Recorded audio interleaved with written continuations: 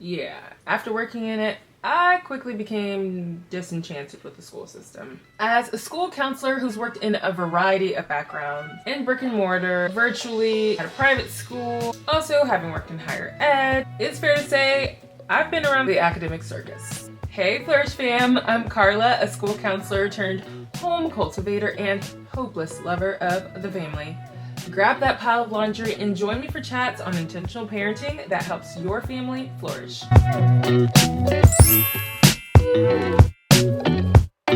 Before we jump in, if you're new here, hey mama hey, we'd love for you to stick around, so hit that subscribe button and notification bell to get more on how to help your home thrive. From being an ABA therapist to being a school counselor, I've worked with top tier honors students, students with special needs, typical kids, children from the inner city, children from affluent backgrounds, English learners, and near genius level individuals on the spectrum. All of it, you guys. Honestly, it was my monkey, it was my circus. And if that's not enough, my husband also taught math in both the middle and high school levels. So yeah, y'all, we done seen some things. When it comes to the chat about education and schooling options, we're very passionate because at one point in our lives, we honestly thought we'd be educational champions rallying behind our local public schools.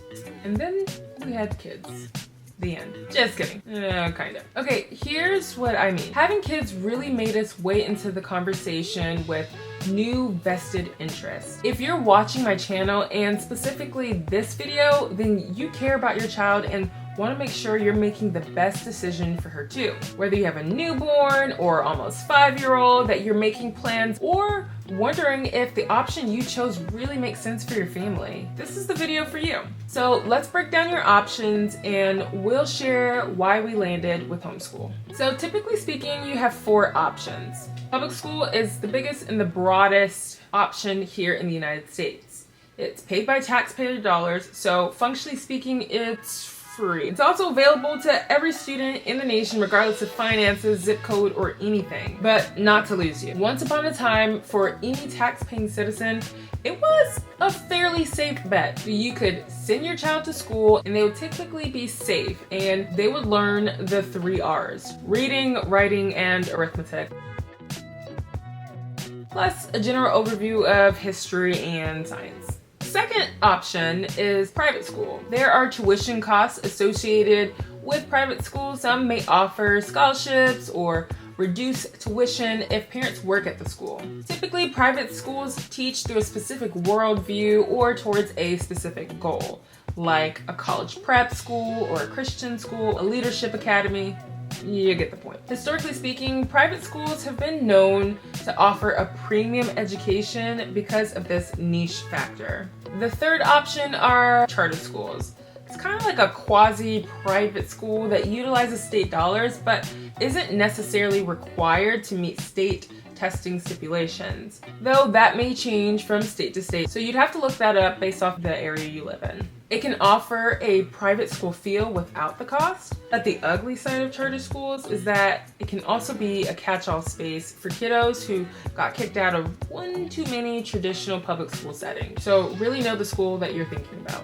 In the fourth, and it's not really newer, but it's certainly grown in popularity, is homeschool. Homeschool is ran by parents, paid by parents, or generous relatives who get behind the mission. Homeschool offers a robust opportunity to pour knowledge, love, and precious time into your child. Post 2020, I'd say the door has flung open wide with parents wanting to embrace homeschooling because of the flexibility and the time it gives back to families. So why did we choose homeschooling? There are a couple reasons. For starters, we're so disenchanted by public schools. As a Christian family, my husband and I struggled with the idea of sending our children into an environment that encourages the opposite of everything we teach and believe at home, and sending them off for the better part of their day. We also kind of didn't love the idea of only getting after school hours with our kids,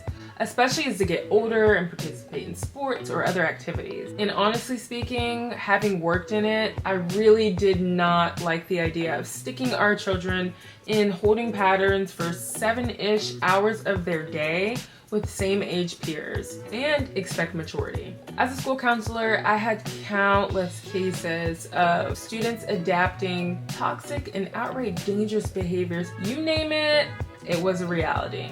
You know the old adage, tell me who your friends are and I'll tell you who you are. Yeah, it's true. And as parents, my husband and I didn't want same-age peers to be our kids' only or primary influence the majority of their day. And most importantly, like I said before, my husband and I really want to be intentional with discipling our children and the way culture and things in schools are trending.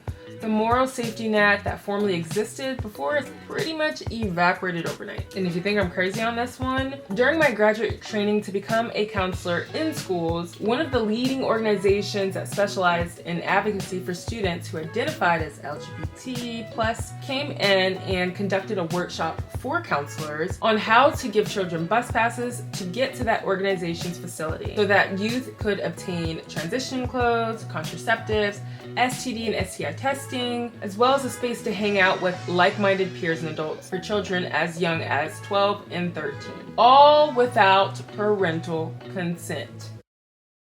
They pretty much spammed nearly every in-service training for the district, from teachers to admin. That particular school district was pretty much covertly bought out, and that's definitely not uncommon anymore. Another significant concern was that there honestly aren't enough teachers, and that's not even talking about the teachers that are good. I remember a time working at a brick and mortar with honors students where there was a science class that went the entire year not being filled. But wait, this was also the year that that particular cohort was sitting for a science state standardized exam. At this particular school, it was pretty decent middle school. So here's the thing, I know that homeschooling is not an option that every family has. My husband and I honestly made some pretty significant lifestyle changes to get this off the ground. Dude, we decided to homeschool when my husband was still a math teacher. So it's not like we had a robust budget. Regardless, intentionality in discipling our children has been impressed on our hearts as parents. And for us, having the opportunity to spend time with our children and build lasting bonds with them was the most important.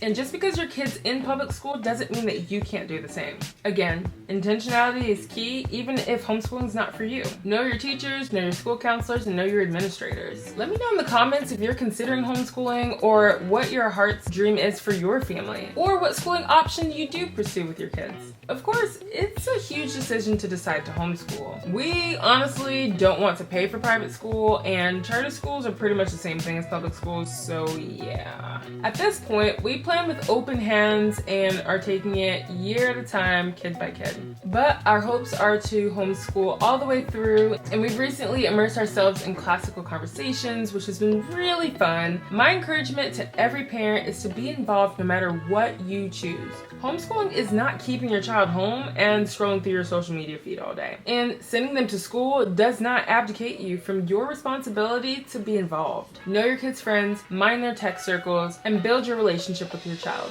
You've been given the beautiful job of being your child's parent. Be intentional about helping your kids flourish where they dwell. And so my husband and I had a candid chat about this. Hear it from the horse's mouth yourself, his heart on homeschooling in this video.